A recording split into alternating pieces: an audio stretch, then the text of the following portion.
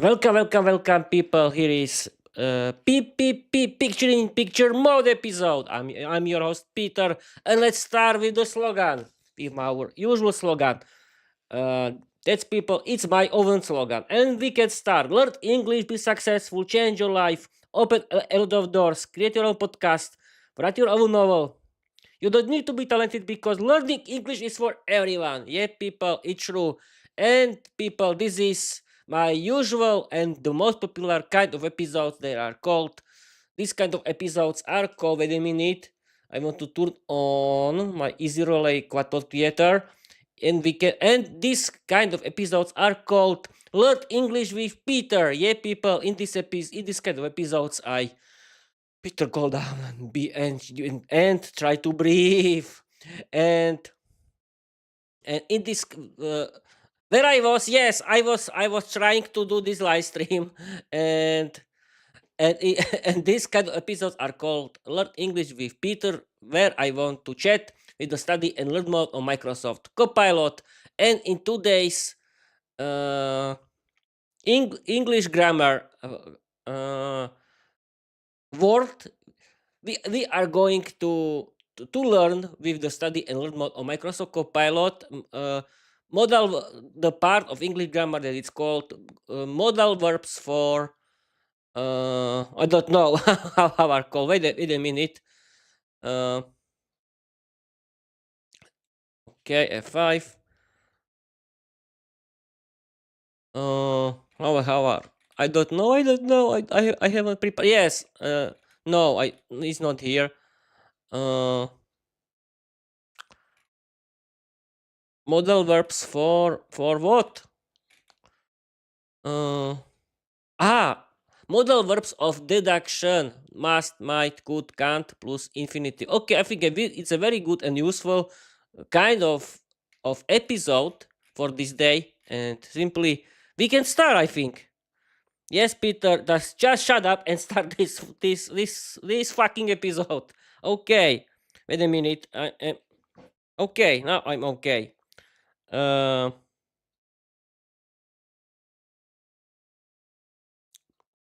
Action, not action. Okay. Not smart. Study and learn mode. Study and learn mode. Action. And we can start. I activated the study and learn mode Microsoft Copilot. And wait a minute. Yes. Yes. Okay. I think I'm feeling well with my mic. And here is F5. Action. Can you see it? Yes, you can. Let's start. Action. All right, Peter. Lights on. Peep mode activated. Study mode engaged. Let's begin your 30-minute lesson on modal verbs of deduction. Remember, in study mode, I never dump the whole lesson at once. I guide you step by step, one idea at a time, with questions, pauses, and interaction. So here we go. Part 1: what deduction means. Before we touch must, might, could, can't, let's make sure the foundation is solid. Deduction in English means using clues to make a logical guess. Aha, let's repeat it. Deduction in English means using clues to make a logical guess. I was thinking about something else. This is the main reason why I'm reading it again. But okay, example idea, not the grammar yet. If the lights are on, or Peter, what are you reading? Just repeat. Just repeat. If the lights are off and the door is locked, the shop is probably closed. Now your turn. What do you think deduction means in your own words? Just a simple explanation. Anything you feel fits. I think it's like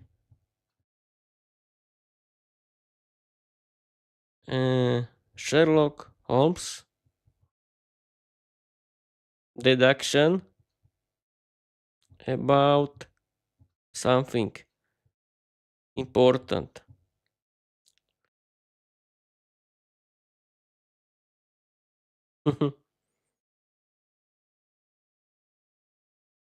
Well, we'll see. We have to wait for the answer. 5. I think it's like Sherlock Holmes' deduction about something important. Exactly, Peter. That's perfect instinct. Sherlock Holmes is the king of deduction, isn't he? And you just connected the idea beautifully. Let's build on that. One small step at a time. Study about style. What do you said? It's like Sherlock Holmes deduction about something important. Yes, that's the spirit of deduction. Looking at clues, thinking logically, making a smart guess. Now let's shape it into a clean English explanation. One small improvement. Try this idea. Deduction is when you use clues to make a logical guess. Now I want to check your understanding with a tiny question, just one. If you use footprints in the snow, what logical guess could you make? Um, my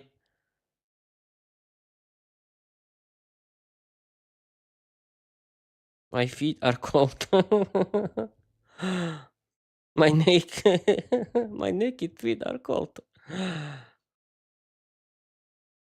Why not? It's to be funny.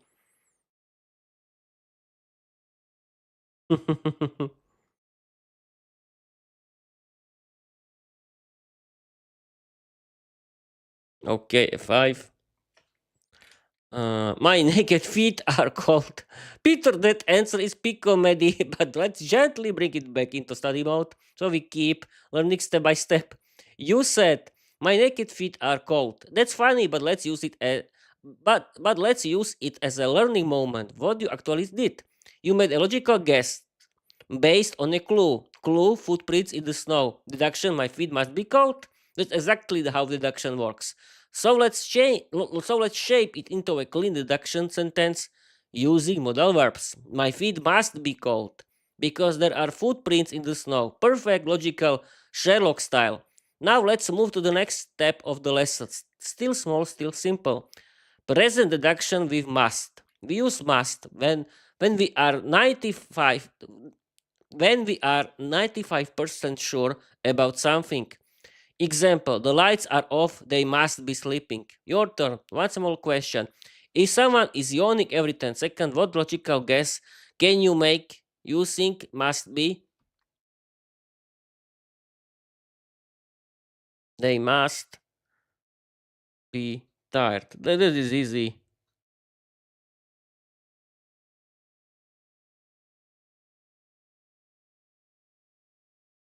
Okay, we have to wait. Turn like me now. Peter, this is not the yawn is sleepy edition. Just wake up, and because you have to uh, do clown of yourself for the highest reason that is learning English. Let's do it. They must be tired, not fired. They must be tired. Yes, Peter. Perfect, perfect deduction. Short, clean, logical. Exactly what a C1 student would say. They must be tired. You used must plus be correctly to show you are 95 sure percent sure based on a clear clue. Yawning, beautiful. Now your brain is warmed up, so we can take the next tiny step in the lesson. Part 2, might and could for maybe. Now we move from strong certainty to possibility. We use might or could when we are not sure but it's possible. Example, he might be hungry, she could be at the cinema. Not strong, not weak, just maybe. Now your turn. One simple question. If someone is looking at their phone and smiling, what logical guess can you make using might be? Viera might be flirting with Peter.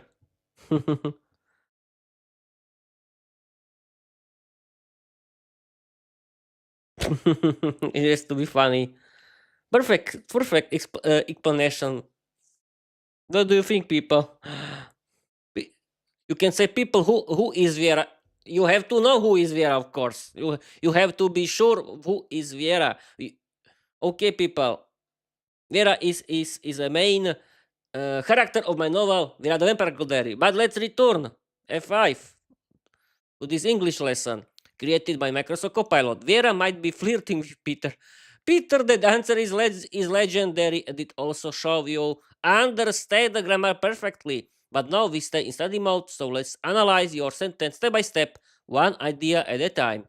Your sentence, Viera might be flirting with Peter. This is exactly how might be works. It's a possibility. You're not 100% sure. You're making a logical guess based on a clue, smiling at the phone.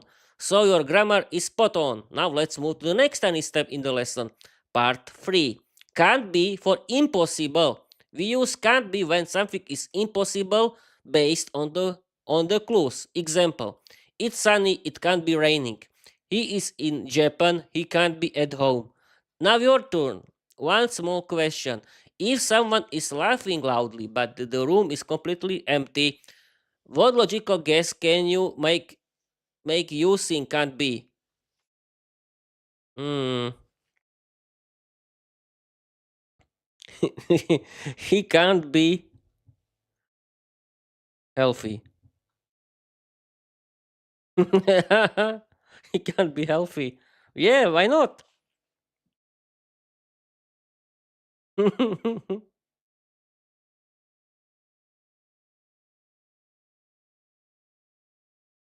Okay, let's continue, people. F5. He can't be healthy. Peter the Dancer is hilarious. But guess what? It also shows you understand can't be perfectly. Let's stay in study mode and break it down gently, one idea at a time. And Peter, don't use this rude language anymore. Your deduction. He can't be healthy. What? Peter, what are you talking about? Why is this correct? The situation is strange. The clue doesn't match normal behavior, so you make a logical impossibility guess. This is exactly how can't be works. You're using the grammar like a pro. Now we've mastered. Must be 95% sure. Might, could be, maybe, can't be, impossible. So, we ready for the next step in the lesson, part 4, past deduction. Now we move from be to have plus past participle. This is how we guess about the past. Example: someone cleaned the room. It must have been cleaned. The doors. Peter, what are you talking about? Is the we no one knows door. The door is open. She might have forgotten to close it. He arrived too fast. He can't have walked. One small step at a time. Here's your question. Simplify neutral. If a cup is empty but nobody remembers drinking the tea, what logical guess can you make using must have? Wait a minute. If a cup is empty but nobody remembers drinking the tea, what logical guess you make using must? Have plus past participle, past deduction. Someone cleaned the room. It must have been cleaned. Poof. If a cup is empty but nobody remembers drinking the tea. Example structure. Wait a minute. That in learn mode. Poof. Viera.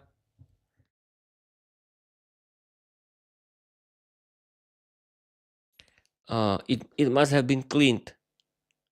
She might have been. He can't.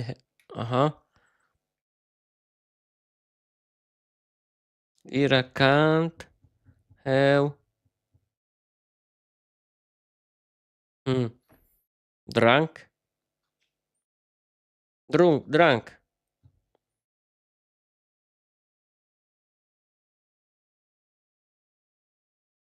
Used it or used it? Yes, used it. Yeah, people used it. Viera can't have used it.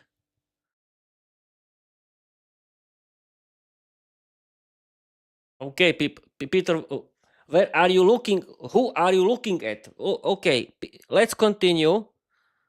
I was a little scared that someone can interrupt us, but don't worry. I want to fight for our English lesson at any cost. I want to end this. Okay, let's continue. F5. Vera can't have used it. Peter, you are unstoppable today. And the best part, your sentence is grammatically correct for past deduction with impossibility. Let's say in study mode and break it down gently, one idea at a time. Your your your deduction, Vera can't have used it. This is exactly how can't have plus past participle works. You're talking about the past. You're saying it's impossible. You're using the correct structure. Can't have plus yes, plus verb free. Beautiful, clean, C1 level. Now let's take the next tiny step in the lesson. Five Part 5 must have strong logical conclusion about the past. We use must have plus verb free when we are 95% sure about something that already happened. Example: the floor is wet, someone must have washed it. The cake is gone, someone must have eaten it. Now your turn. One small step. Uh, where we are?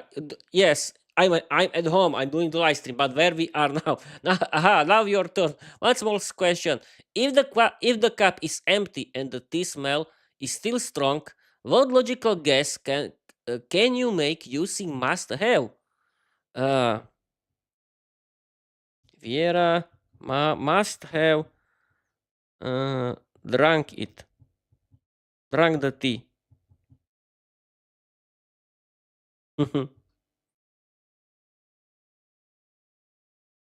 Yeah, I hope that the verb free is correct.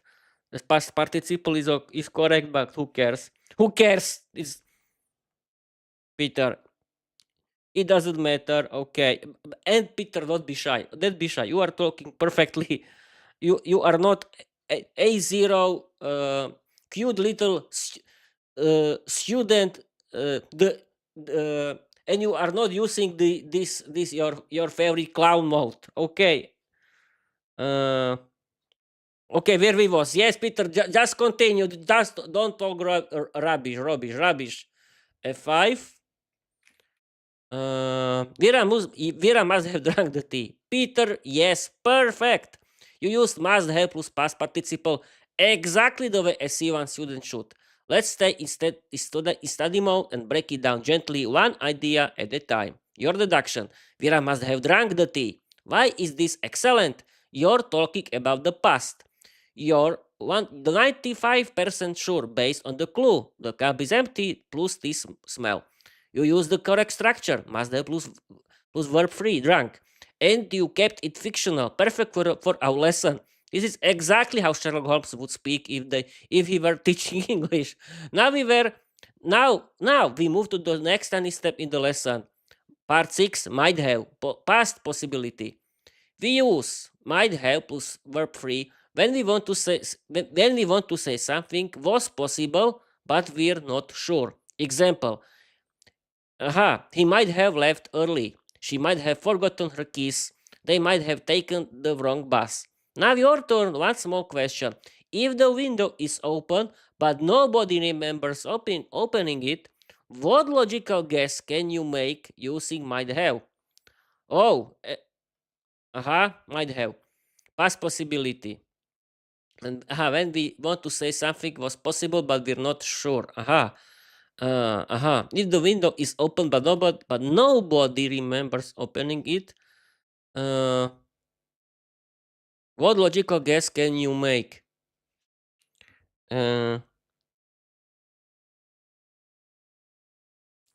aha, Viera, Viera might have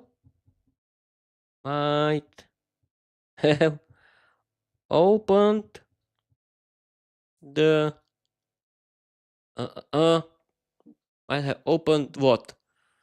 Window, yeah.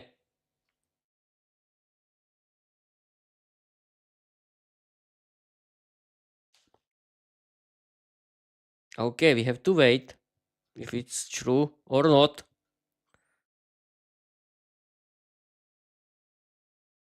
Okay, F5. Viera might have opened the window. Beautiful, Peter. You're moving through this lesson like a true study mode champion. Let's stay in the rhythm. One idea, one step, one deduction at a time. Your deduction. Viera might have opened the window. This is exactly how might have plus past participle works. You're talking about the past, you're expressing a possibility, you use the correct structure, might have plus past participle or verb free, opened, and you kept it fictional. Perfect for our lesson. You handling present and past reduction like a pro. Now, we're ready for the next turning step in the lesson. Part 7, quick comparison. Let's check if you can feel the difference between must have, 95% sure, might have, maybe, can't have, impossible. Here's a simple situation. A mysterious cake has disappeared from the table. Now, I'll ask you one small question. Give me one sentence with must have, one with might have, and one with can't have about the missing cake. Example structure. Okay, I don't know if I want to do it. Wait a minute. Aha. I'm streaming. I have been streaming for 20 minutes, 21 minutes, and I think I think that's it. I can do this. I don't know. Aha. Give me one sentence for with must have, one with might have, and one with can't have. Aha. A mysterious cake had disappeared from the table. Uh-huh. Yes, Viera must have eaten it. Viera must have eaten it. Peter might have stolen it. Yeah.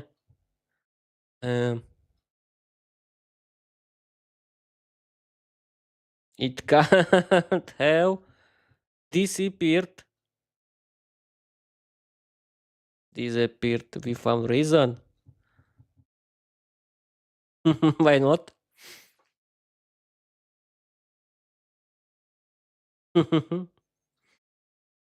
We have to wait.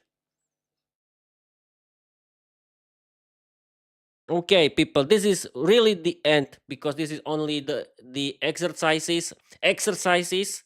And okay, F5, understand this. And Bob's your uncle. Viera must have eaten it. Peter might have stolen it. It can't have disappeared without reason. Peter, these free sentences are so good that I'm giving you a virtual gold medal for modal verbs of deduction. Let's stay in study mode and break them down one by one, gently, clearly, step by step.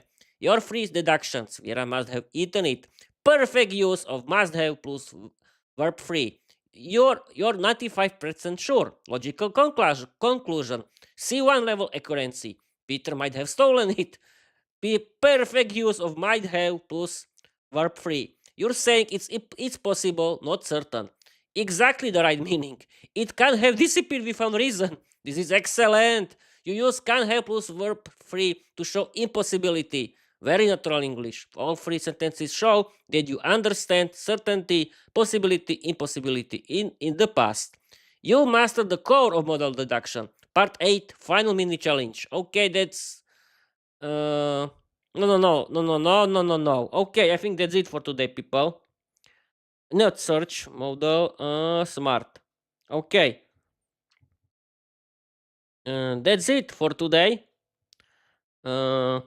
Create a 500 word funny story inspired by my novel Viera the Vampire Cult Diary. Use today's English grammar. Don't use my personal life or my job. Let's start. Okay, people, and now we have to wait for the bedtime story and Bob's your uncle, and we can end the successful live stream because I'm feeling like a C1 creator, number one in the world again with my perfect microphone, Shure MV6, and I'm feeling like a perfect radio presenter. And okay, we have to wait for the story. And yes, here is. I think here is. Yes, okay, F5. And here is the story. Here is the story. Can you see it? Yes, you can. Okay, let's start. I've been streaming for 25 minutes. It's right time to start. Okay, people, I'm going to read you a 500 word story created by Microsoft Copilot. It was only inspired by my novel Viera the Vampire Girl Diary, and I generated it thanks for Microsoft Copilot because I wanted to teach you English. Thanks for study mode of Microsoft Copilot. Let's start it. We'll just shut up and read our favorite bedtime story. Let's go. Can you see it? Yes, you can. Let's start. That's it for today. Create a 500 word story. Create a 500 word funny story inspired by my novel The Vampire Girl Diary. Use today's English grammar. Don't use my personal life or my job. Let's start. Peter, perfect end of lesson. And now we switch into story mode. No personal life, no job, only you, only your universe, you two, your characters, your comedy. And today's grammar means modal verbs of deduction. So, the whole story will be full of must be, might be, could be, can't be, must have, might have, can't have. All used naturally, playfully, and in your Viera the Vampire Girl Diary style. Here we go. 500 words of pure chaos, comedy, and deduction can start. I'm going to read you right now. Viera and the case of the mysterious midnight visitor. 500 word funny story using modal verbs of deduction. Viera the Vampire Girl woke up in her coffin bed with a dramatic gasp. Something was wrong. She could feel it in the air. The castle was too quiet. The moonlight was too bright, and her favorite strawberry blood smoothie was missing from the table. This must be a sign, she whispered. Something mysterious must be happening tonight. She tiptoed into the hallway, her cape fluttering behind her like a confused bat. A strange noise echoed from the kitchen. A soft slink, slink, slink sound. Viera froze. That might be a ghost, she said. Or it could be a burglar. Or it might be my imagination again. Hard to say. She pushed the door. She pushed the door open dramatically. Inside the kitchen, a shadowy figure stood by the fridge. Viera gasped. It can't be a monster, she said. Monsters don't use refrigerators. The figure turned around slowly, and it was just a broom uh, that had that had fallen over.